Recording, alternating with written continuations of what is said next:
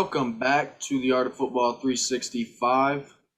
Today we are joined by Freeport legend 815 guy Steve Mcshane for the episode 58. We're going to be hearing a story about him today. I'm excited for this one.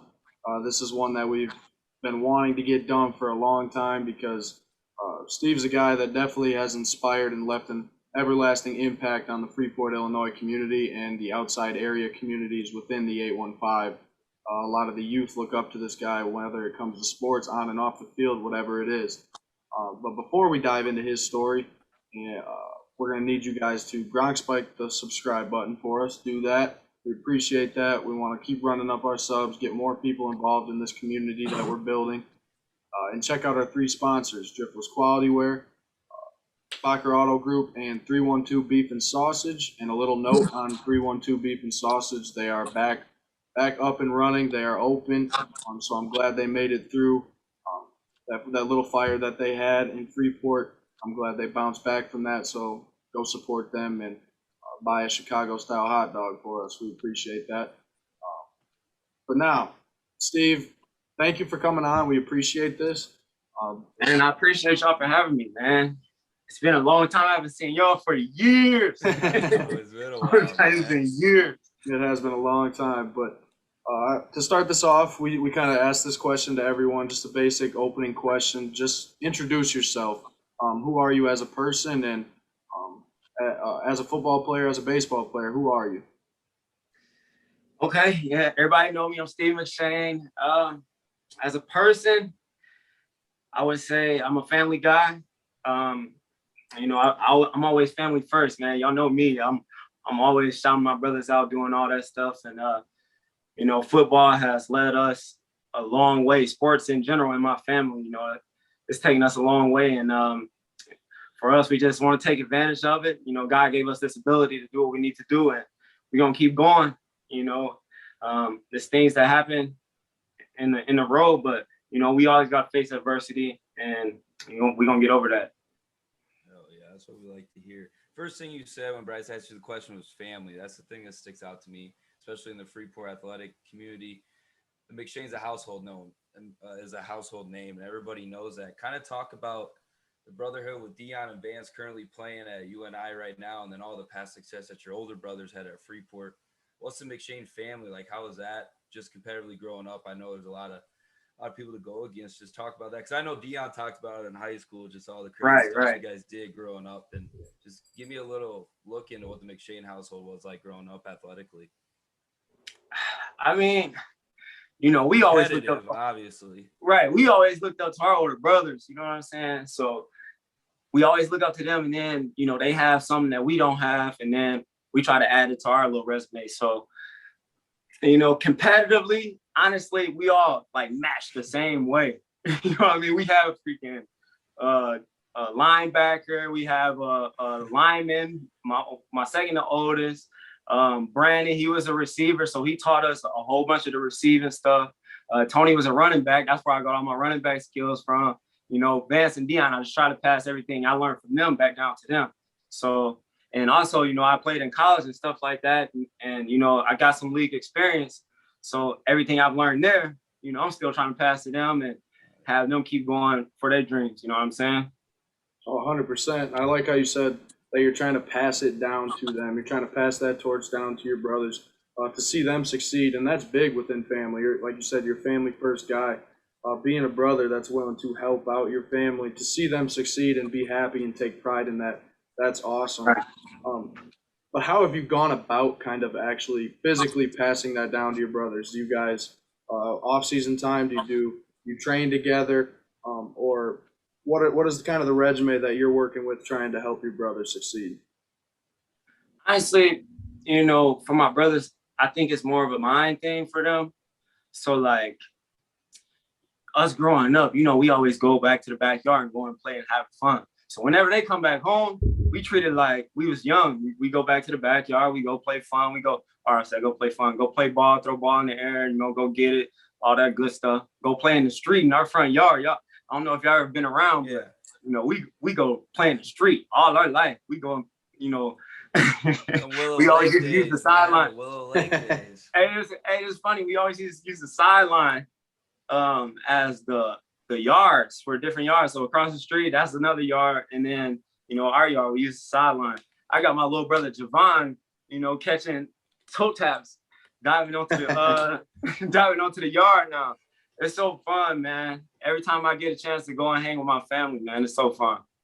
I think the word that comes to mind is contagious. Just seeing you guys all your guys' brothers posting stuff, working out on Snapchat, I see it's always trying to get better. But one question I always got to ask when we have Freeport alums on here is, what does it mean to be a Freeport Pretzel alum and to go through there for your schooling in the 4 years in high school to represent Freeport, the football program, just your overall experience and what it means to you physically? Because it's fun having Freeport guests on here and seeing people like you succeed. That we don't have a whole lot of that in the 815 area, and to see specifically Freeport grads, I know really fires me up, and it's a little extra motivation in my opinion.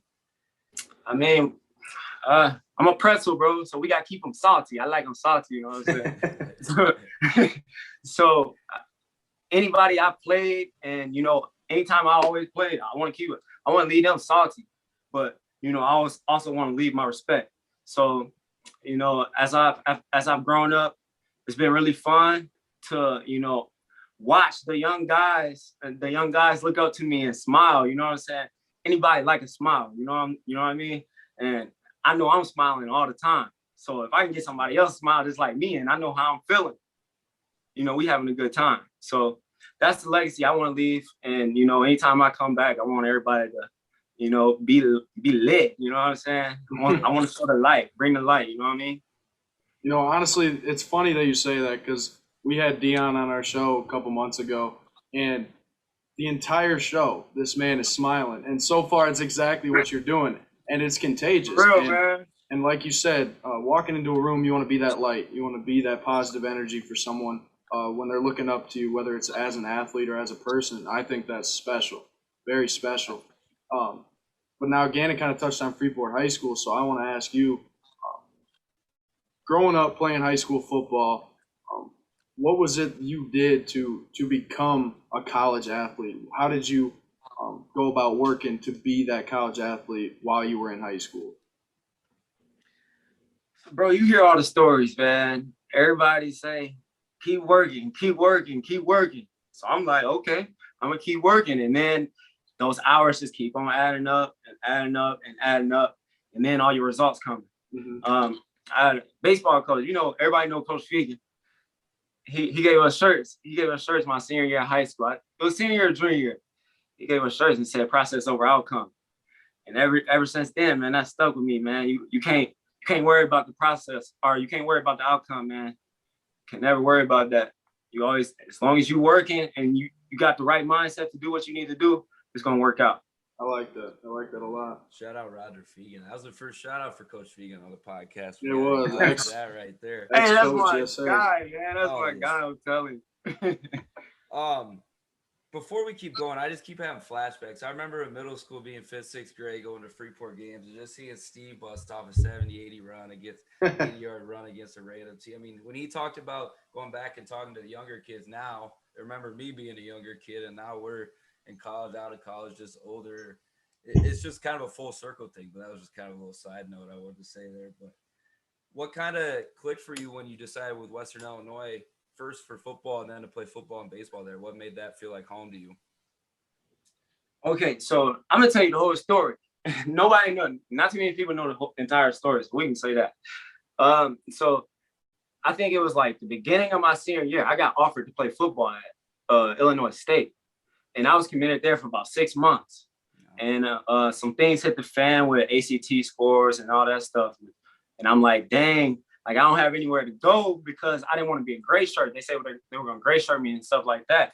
I'm like, I can't really do a gray shirt. Like, I want to play now. Yeah. So I'm like, I hit some coaches up in our conference, see if it's other teams that were interested. And I was like, they end up hitting me back and said Western come through. I was like, okay. Western came through like a couple days, after I decided not to go to Illinois State. And then they offered me a scholarship.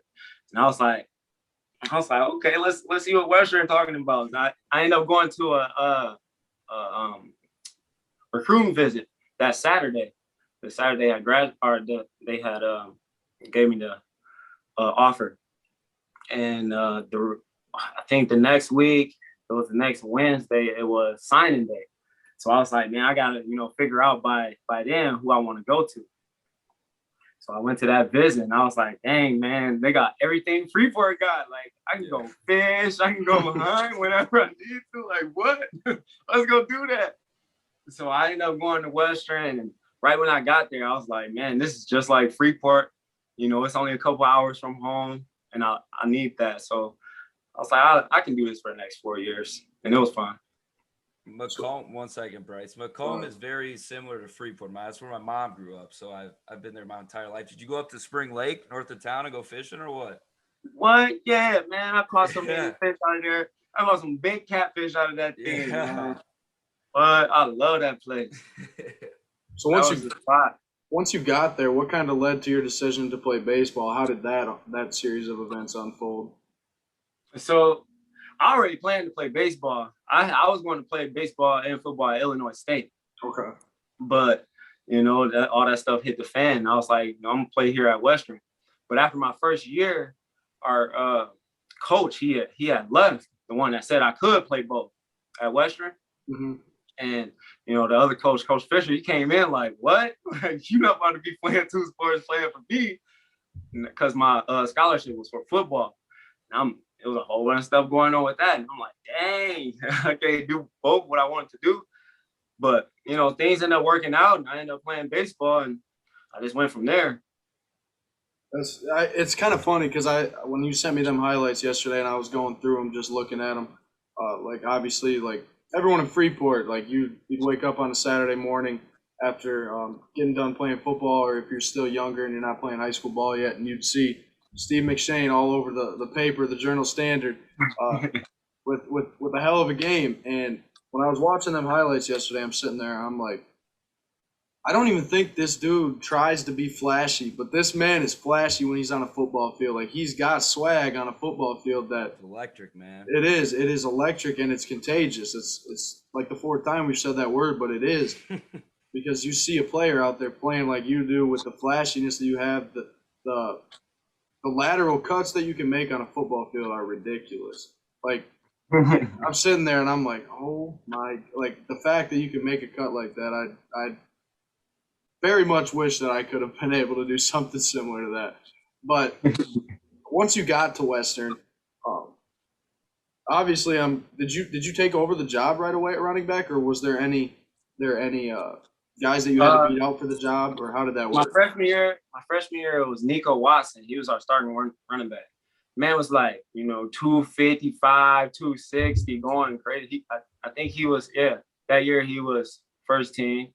I think he was All-American too. I don't remember, but he was really good that year. So I didn't play that much my freshman year. I didn't score any touchdowns. I might have had 300 all-purpose yards, but I didn't have that many touchdowns then. I didn't score it all that year. But, yeah, other than that, sophomore year, when Coach Fisher came, that's when I got the starting job.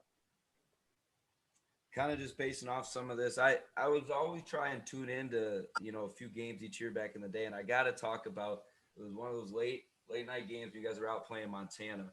Were you guys at home? That was at home, right? Yeah, it was at home. Senior year. It was my favorite game of college, bro. Yeah. And I remember watching that game. Just give me your own specific memory of, I know it's hard to pick, but what's your special one memory that comes to your head right away from college ball? That's just. It was that game, bro. It was that game. Hey, see, we got that good taste. Come on now. What? It was, man. But I remember that day vividly, every step of it too, because I was mad at the coaches. I'm like, Coach, give me the ball. Yeah. I'm like, Coach, please give me the ball today. And it was second half. It was like, Steve, it's your turn to take off. I was like, okay. I said, okay, Coach. And then towards the end of the game, I think we were down 10. And I remember my coach, Boudreaux, they call him JP. He's like, Steve, go in there and change the game. It was 4th and 15, something like that. And they had to punt the ball down by 10, 4 minutes left. I'm like, man, if I do something with this, I can at least get 10 yards on this. I can get 10. We can change the game a bit. I caught it, went to the side, and then I looked over because the return was supposed to go to the right. and I ended up going to the left. I looked over and I saw one small lane. I said, I can get 10 on that. I can get 10. And I ran down, got to the sideline. And I saw the kicker coming across. And I was like, man, Reggie Bush used to always make the cut at about 5 yards. So I made the cut, and he flew right past. I'm like, oh, shoot. I might be able to return this. So I kept running. I didn't know I ended up jumping over a dude. That must have been a reflex thing or something. I ended up scoring a touchdown. I was like, Coach, give me the ball. I said, me. I said, me, give me the ball. And he was like, Steve, you're going to win this game for us. You're going to win this game for us. And out of nowhere, we end up getting an interception like a couple minutes later, and I end up getting the score to win the game. That's special. That's got to be the best part about there. That's simple and easy, man. Right? Isn't that how you just threw it right there? That's all it takes. No, man, that's crazy, man. Yeah, that's got to be awesome just to be able to look back on things like that in your college ball career and be like, that's a moment I'm never gonna forget. Like that's got to be special. But now I kind of want to ask you, based on Western Illinois, do you have any ex-teammates that are currently in the league right now playing in the NFL, or any guys that did go to the NFL? I mean, everybody should know about Colin Saunders. He's on the Kansas City Chiefs. Okay, yeah. When they won Super Bowl in 2020? Mm-hmm. Yeah. That was his rookie year, correct? Yep. Yeah, that was his rookie year, yeah. Yeah, that was his rookie year. And I have Jalen Ackland. He plays in the Canadian Football League. Sean McGuire, he plays in the Canadian Football League. Other than that, I think they're the only ones that I play with that are currently playing right now. Yeah, I was just curious. That's something like it's an obvious question for guys that have played college ball, just to see their ex-teammates make it to the league. Like, that's pretty special. Right. Go ahead again. Yeah, kind of just we're still sticking on the college topic. Man, it's tough, let alone playing one college sport. I still play baseball. Bryce played for 2 years. It's tough, the time management of school and all that, let alone the athletic side. But you did 2 of them while also graduating college and getting your degree. Just talk about that for people, how tough it is, and just give them a little insight to what was some keys for your success on time management, because it's important and people got to have it in today's world. Like you said, man, it's all about time management, man. And you gotta literally eat at the right time. You gotta go to sleep at the right time. You gotta, every day. Yeah, it's crazy. It was a lot to go through, and the first couple of years being a part of it, I couldn't handle it. You know what I'm saying? Because it was something new. It'd be days I'm honestly missing workouts, and I'm like, dang, coach, like I'm sorry I couldn't. It's a bunch to go through, and they knew that. All the coaches understood that. And I played with Justin Fitzpatrick. It was the same thing with him. He didn't understand how to work it out the first couple of years, because at our level, we had to do literally both. So we go and do all our football stuff, and then we go and do all our baseball stuff. But we didn't do all our baseball stuff in the fall ball. So we didn't do any of the fall ball stuff. Whenever we wanted to go practice baseball, we go out with the baseball team in the fall if we wanted to. Mm-hmm. But most of the time we didn't, because that would wear my body out a lot. Yeah. So I would just be in the spring. We had spring football, make us go to spring football practice, and then we had to go to baseball practice for a couple hours. My senior year was the worst, because it was like I was so overwhelmed with so much stuff, because I'm training for the combine. I'm training for, an excellent baseball season I'm trying to have. I'm getting different agents and stuff hitting me up like, you should sign and do this. Trying to get into the football world. I didn't know if it was good with the recruiting, or not the recruiting cycle, but eligibility, on the eligibility side of playing ball in college and then having an agent too. So I didn't know what to do with that. So I waited a decent amount of time, and it was so overwhelming, man. That was a tough semester to overcome. But, at the end of the day, it was a bumpy road, but it was a joyride. It was definitely some joy in it. I bet. I honestly, I can't even imagine. I know I took a visit to a D3 school when I was graduating high school to play baseball and football, and just the way they described it to me, I sat there and I'm like, man, I give you props, man. I don't know how you did it, and it sounded like insane, the amount of work that you got to put in. But I think it speaks to your character. I mean, there's not a lot of a lot of guys that can go out and do that. So it definitely speaks to your character. But now that we've kind of gone through the college route, talked a little bit about that. So you have one hell of a career at Western Illinois. And then, like you said, you were training for the combine, getting ready for stuff like that. And you're also wearing that Houston Roughnecks t-shirt right there. Hey, go crazy. So talk to us a little bit about what happened after Western Illinois. I mean, I'm not sure a lot of people understand the true story on what actually took place when you prepared, went to the rookie mini camp with the Steelers. Just give us a rundown of that whole situation. Okay, so I went to the mini camp and they didn't sign me. I think it was because I was in, mid-season baseball form. I'm trying to do all these things. I think they were like, okay, he needs some time to, get himself established and go forward. So, I sat out for about half a year or something like that. And I got the call from this Roughnecks team.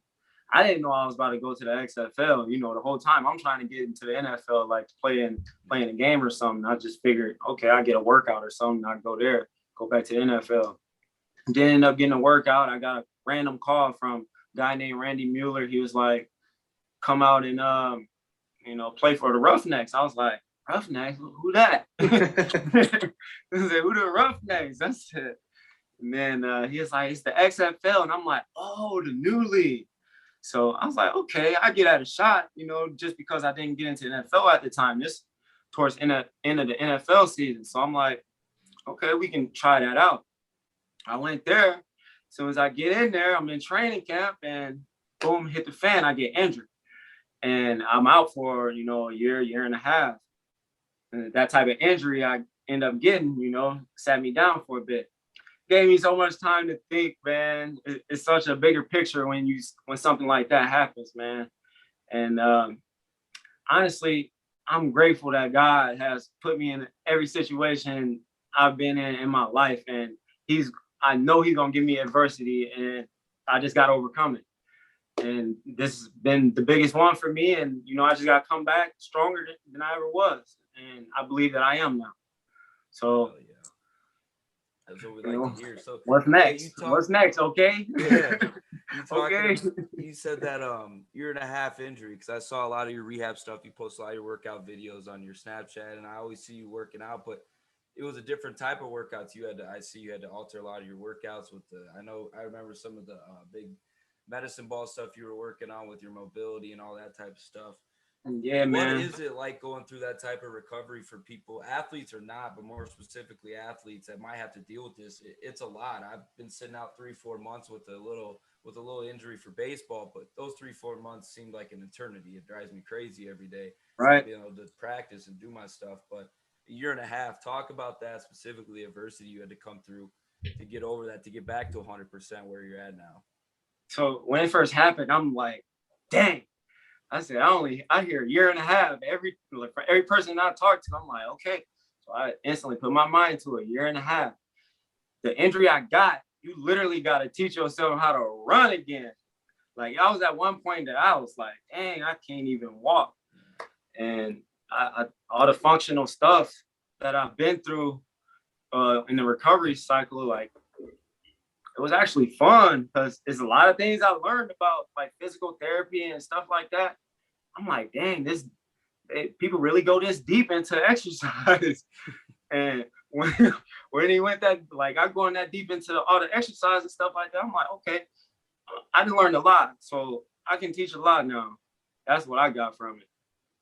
Yeah, it's funny you say that, because last night we got, I don't know if it's your physical trainer, your personal trainer, whatever it is, but he quoted our tweet about you coming on the podcast. Kind of talk a little bit about him and what he's done for you. He's my physical therapist. His name is Neil Chef. He's super cool, man. Honestly, first day I worked out with him, I'm like, man, he dang that like a brother already. and he's been by my side ever since. And it's been so fun with him. He recently moved out to Austin. I'm in San Antonio. He moved out there. So I say about every week or two, I'll go and visit him, get some work in from the rehab and extra stuff, because I'm basically done rehab now. Mm-hmm. I'm ready to go. But he's really cool, man. If y'all can go ahead and follow him, man. Go follow Neil Chef on Twitter, Instagram, all that. For sure. My So God. yeah, so that you talked about moving to Texas then with doing that when you started all the XFL stuff, is that correct? Moving to San Antonio then? Yep. Yeah. So what was that switch like? Was that, kind of people talk about like a career move, something that, puts them in the right position to be successful down the line. Do you feel like that kind of has been that type of move to being able to train more outside and just have a better climate, better weather to get your football work in year round? Yeah, man, it was different when I first got down here. I'm like, dang, I can't breathe. The breathing is different. I also went to Arizona this summer, and it's different out there too on the West Coast. I'm like, okay, I played in different climates, but you don't really notice when you're in college like that. And I went out there for a couple months and trained there and was like, okay, this is why people go and train different spots when they getting ready on the off season so they can feel good in those climates and things like that. We from the north, so anything cold, I'm having fun. So yeah. Yeah, I definitely would say that the weather is definitely not as tough for people who've lived in the Midwest that deal with cold. It's not as tough to adjust. We find it easier to adjust to that warmer weather, that colder weather. But then you get a guy that comes from the South up to where we're from, and it's like, dude, it's freezing. I know I've had a couple teammates from when I played baseball, but they were kind of like that coming up from Florida, coming up Right. to Freeport and talking about the weather. But you mentioned Arizona over the summer. So Gannon and I were talking before this about a tweet you put out about Chandler Jones. Was he there training with you? Is that where that was at? Yeah, man, I was in his training group out in Arizona. It was called a place called Exos. I think our training group was probably around like 10 a.m., something like that. I was training for him for a few weeks. It was pretty fun. Yeah, kind of describe how that was. Like, what was he like as a person? You feel like him being there kind of pushed you to become better, and what was that like having him there? It's training, man. You want to have fun. You want to enjoy your time. So Chandler is a character, but he works really hard. That man is hilarious. But yeah, he works really hard. I learned a few things from him for sure, like on staying focused. He helped me stay focused more. Other than that, honestly, that's all I learned. Staying focused is a big thing to understand, though. So that's for real. As long as you got a little piece of advice, that's okay. So we heard from Deion. I don't know. You said 2 months, but shoot, we did that back in the spring. I said a couple months. I know, but whatever. It's probably been whenever we did it. He said fish is a big part. I know you talked about it already. What's some other stuff that kind of describes Steve Mcshane off the field? What's a little fun fact people might not know about you? Man, I'm the crappie man. That's all I gotta say. You take me to the river, I'm catching all the crappie. That's all I gotta say. I'm big with the fishing. Can you scale it and make it, or what? Can you actually do a nice little fish fry, or what? Man, I can do anything you want with a crappie. You're the crappie man. You're the crappie man. I'm the crappie man. I'm the crappie man. Give the man the credit where it's due, for sure. We're gonna need a taste test when we're all back in Freeport next time. Oh, for sure. Got you. For sure. Whenever. But Gannon throws it off the field. I'm gonna bring it back on the field. What is some advice to the youth, whether it is other 815 guys? What is some advice that you would give to young athletes that look up to you and they're saying, I want to be like Steve McShane. I want to be a running back in the NFL. I want to be a running back in college at the Division I level. What do you give those kids for advice? What would you say to them? You gotta have tunnel vision, man. There's gonna be a lot of haters. There's gonna be a lot of haters trying to get in your head and knock you off your path and derail you, things like that. You just gotta stay tunnel vision. You gotta keep going and never let anybody tell you that you can't. Even if you're a little small, you're thinking like you can't do it. You can. You definitely can, especially if you believe deep down that you have it. So that's all I gotta say for everybody. Just keep on following your dreams because it's not over until you quit. Oh yeah. I like that. It's not over till you quit. If you never quit, then it's never over. You feel me? All right, let's see, man. We've asked some good questions. I'm trying to think. This is one of the first times I'm getting stumped on air. I'll take it over for you. When are we gonna see Steve McShane in the NFL? I'm sick of waiting. Hey, he coming back real soon. I just tell you that he coming back real soon. We setting things up, man. We setting things up. Honestly, I want to go in with my brothers, but you know they might have some time in college still. So I got set it off for us. Yeah, talk on that. There's a question. Duh, that was something.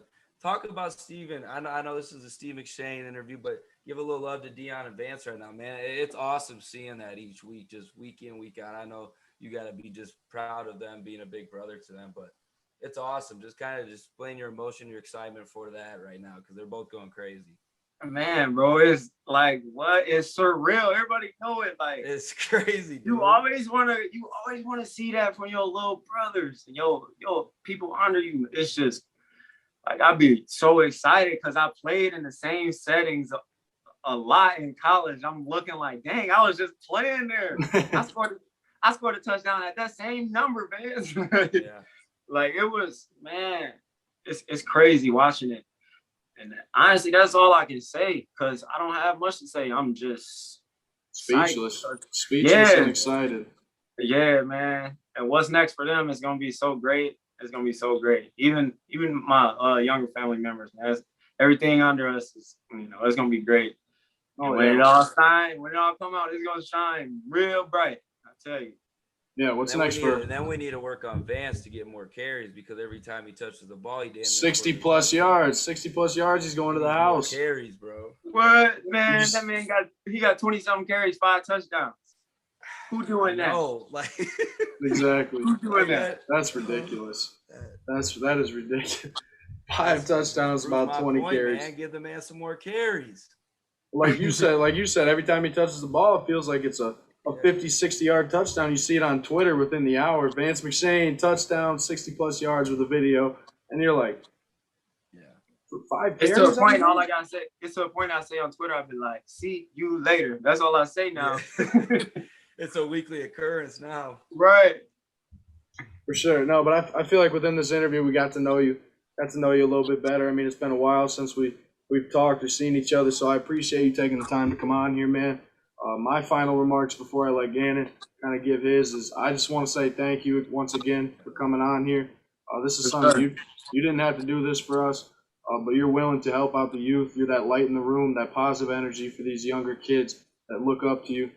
They want to be like Steve McShane, and that's special. That's rare. So you keep doing you, man. I know for 110% fact that we are going to see you in the league one day. I know you got the talent. I know you got the mindset. And you're not going to quit, like you said. And if you don't quit, it never ends. I know you'll make it there, man. Appreciate you. I appreciate y'all, man. It was really fun talking. Hell yeah, Steve. Hey, man, it was awesome. Since 5th, 6th grade, Steve McShane's got this pedestal he's been put on, rightfully so with all his accolades and stuff. But now to be doing this with you and interviewing you, Freeport grad, all that, it's really fun. And it's cool to see you still succeeding. And you're just scratching the surface of what you're going to do with football when football's done because you got the right head on your shoulders, man. And thank you for joining us. It was a lot of cool insight. It was loose. It was a good tone, man. It was a lot of good advice. And you've been around the block once or twice. You've seen a lot of stuff in your career. So thank you, man. That's all I got to say. And best of luck and run your race. You heard? Yeah. Run your race. Shout out Gio. Run your race. Run your race. Hey, I want to say one more thing. Check out our merchandise that we dropped on our Instagram, Facebook, Twitter page. 815 guy, 815 girl merchandise. $20 with no shipping, $25 with shipping. More details are in our social media pages. That will close on Sunday, so get your pre-orders in by then. We appreciate the support. If you're willing to purchase that, represent the 815 community if you're from there, or you just simply support the 815. We're thankful for that. We're also taking donations for this podcast, so we appreciate you guys. Keep tuning in. Episode 59 will be coming out next Friday. 2 days. Get it in. Yo, shout out. T-shirts ordered. Get them ordered. I love Steve-O. Yes, sir.